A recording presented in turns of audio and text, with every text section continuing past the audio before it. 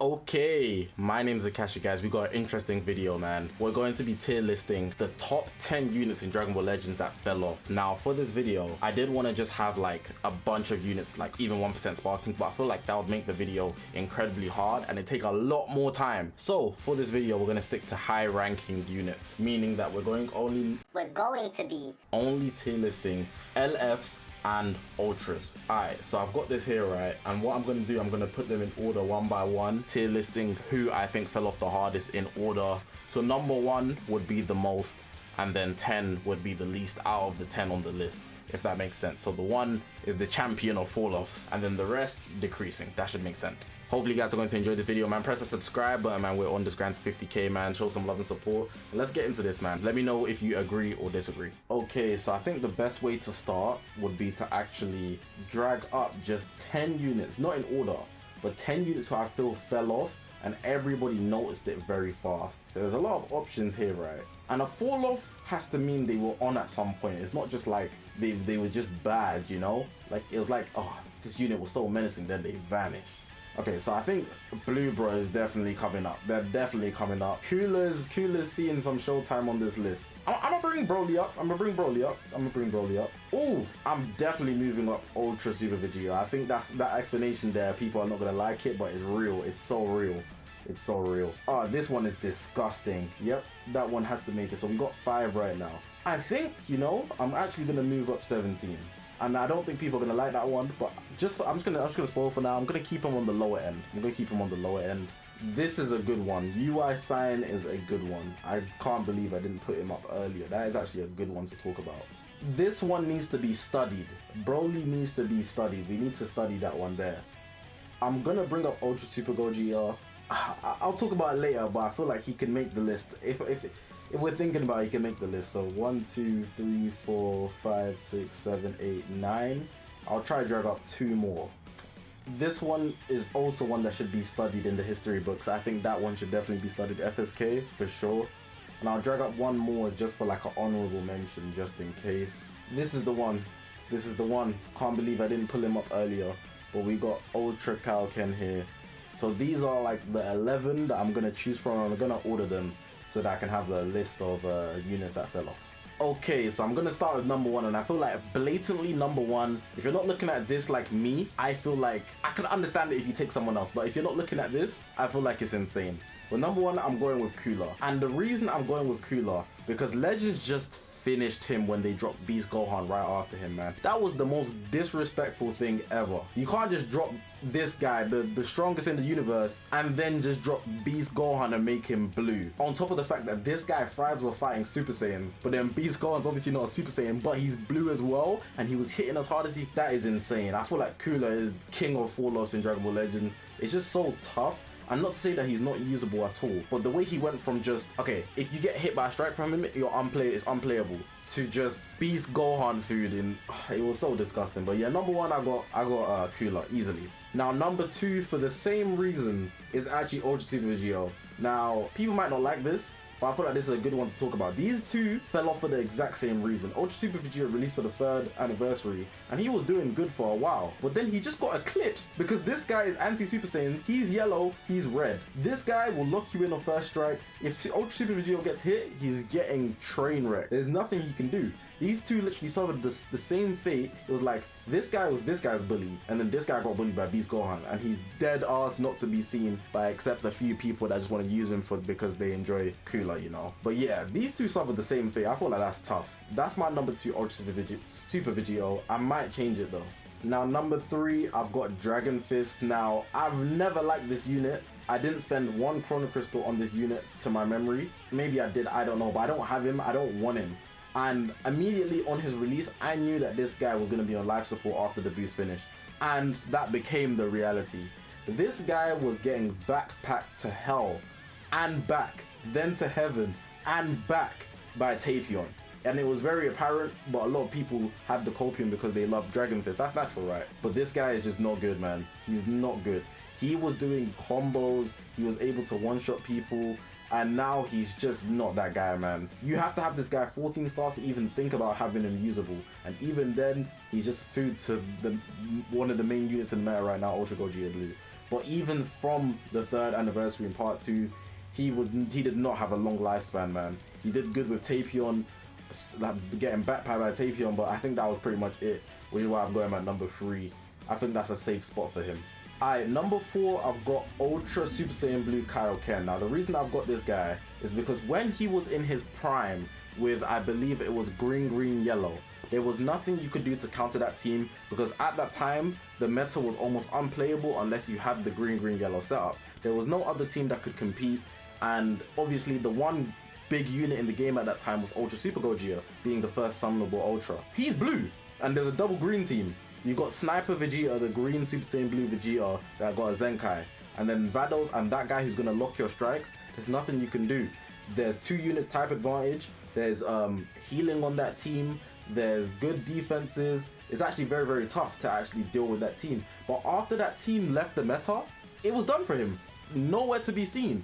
On top of the fact that I believe MUI released for the anniversary, his lifespan was not long. Like, it was not long at all. If you remember clearly, it was very, very tough, but I'm definitely putting him number 4. I'd even put him over Dragon Fist low-key, but I feel like his team was just too solid. Kaioken was at a higher peak than Dragon Fist and fell even harder because he was at a higher point to start with. So, actually, yeah, because of that, I'm actually going to put him in front. That's ridiculous. That's ridiculous. That is actually ridiculous. There was no other team that could challenge that team at that time, man. Alright, next one. This is another one I think needs to be studied heavily. Super Saiyan Broly the LF. Now, you see when this guy released, yeah, he had all the praise. He had all the praise in the world, and the reason he got all that praise was because he had a numerous amount of ways to get draw speed.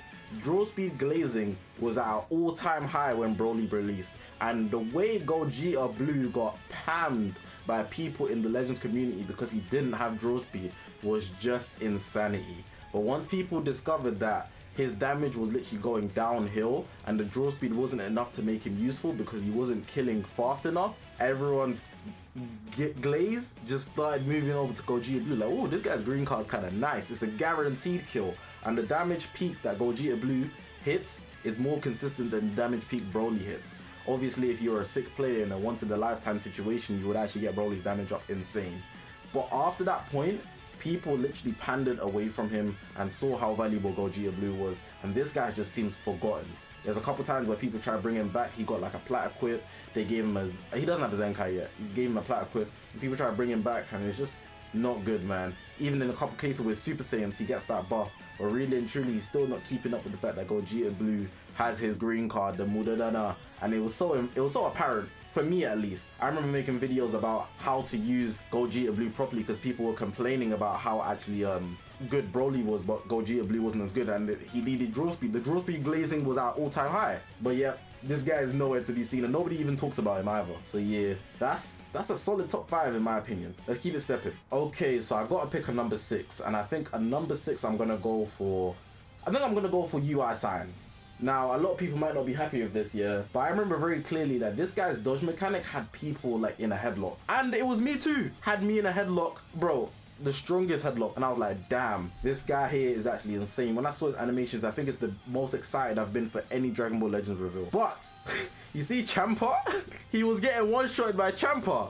I was like, damn, that's tough. So it went from everybody's enjoying him to he's getting one-shotted by Champa, and even in some cases just literally toyed with by Jiren. Jiren had a lot, the green card which brings his vanish back and he draws more cards, so he can actually extend his combo. You don't want to get caught by Jiren, and it's not like MUI where he's actually able to actually attack you after you hit him. It's just like the gauge literally just goes down, so it gives you more time to actually think or something like that. Outside of that, this guy started getting destroyed by yellows, and it was just up for him from there, man. It was just up for him from there. I think in that same year, I don't remember what we got at the end of the year. Remind me, but from time Champ was one-shotting him, it was up, man. FSK is another one we gotta talk about. I think this one needs to be studied. Someone needs to do a scientific study on how FSK disappeared from the meta. It kind of felt like it just happened overnight. I don't even have an explanation for you for when it happened. It was like a voided part of my memory. How he just disappeared from being how he disappeared from being the most oppressive unit we've ever seen in Legends. This guy, in his prime, easily more oppressive than Beast Gohan. This guy will one-shot you with a blast card. That makes no sense. Beast Gohan's not doing that with a strike. He was doing that with blue cards, but a blast card one-shotting you? That is ridiculous. You actually have to wrap that around your head. One blast card, your whole health gone. It doesn't even matter your color, by the way. You could be blue, you probably still get hit like that. Ultimate is a guaranteed kill. Oh, guaranteed. But the blast card will probably one-shot you, which is insane, man. That one is just an overnight. Like, it's so, he was at such a peak. For him to just disappear is insane. Someone give me info on that one, man. Feel like the Void Century in One Piece. Alright, so the next one I'm gonna talk about is actually Blue Bros. Now, Blue Bros, the only reason they're actually making this list is because they had one solid team, and outside of that solid team, nobody used them. And you know exactly what team I'm talking about. That 6-unit color team, mono purple. If you're not using a mono purple, what are you doing? They don't have the defenses to keep up. Mono purple kept them at bay for so long, but then after that, it's like they vanished as well. Straight avatar mode. Someone needs to explain that one, because it's not like the unit was ever bad. Maybe the boost unit was boost system was really helping them. I don't know. It's not like Ultra Super Gogeta completely took them off the map. It's literally just mono purple just fell off, and I don't know how to explain how that happened. But after mono purple fell off, these guys, they disappeared, and that's tragic. Okay, so we need 2 more to actually finish off the list, and I think I'm gonna go with Ultra Super Gogeta first. Even though he reigned for a long time, he was here for like a year. It also felt like he disappeared overnight. It was like one day he was there, the next day he was not. And I think what made it worse was that when Beast Gohan dropped, it really locked in like, yep, the movie's blue.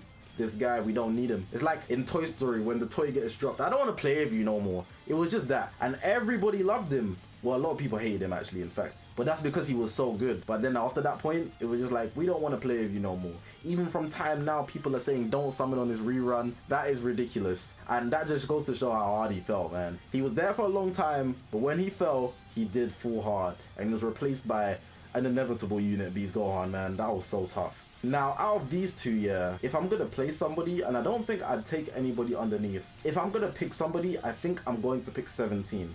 Now, at the current moment in time, it is the 3rd of April that I'm recording this video. The reason why I'm gonna pick 17 is because his hype with USS was absolutely insane. The amount of hype he got for the value he would have for USS, it was insanely high, and it's gonna go back up, obviously. But people are using him on a numerous amount of teams. But now it's like he's not there. Ever since Rose came into the talks, I feel like he went from such a, his utility is insane, he could be the best in the game discussion to, I mean, if you want to use him, nobody's even running him on USS. I haven't seen USS for days, man. That team is dusted.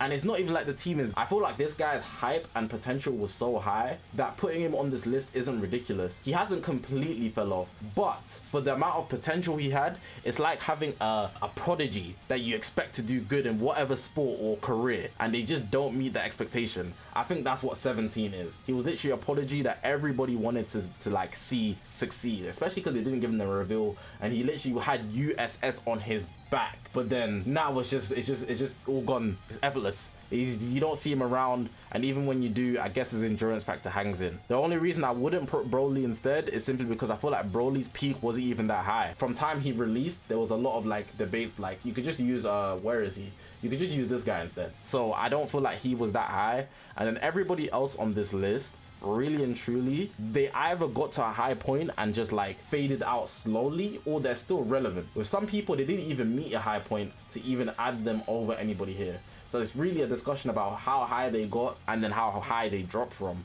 It's not just, oh, they fell off, you know? Because some units were just bad off rip, some units were good, but then I feel like these units had very high moments in history for Dragon Ball Legends, and obviously this guy's gonna come back in the anniversary. Hopefully they drop more universe rep. But really and truly, his decline it was rapid. It was so rapid. Yeah, this is my top 10. So I'm gonna have Cooler, USV, Kaioken, Dragonfish, Broly, UI Sign, FSK, Blue Bros, USG, and then 17. I'm not even gonna have an honorable mention. I feel like the 10 is solid. But yeah, man, that's going to make the end of the video, man. I'm happy about the list, I'm not gonna lie, but I feel like a lot of people will disagree with certain things, but I think I explained everything well as well for why I feel a certain way about certain units. Let me know what you guys think anyways.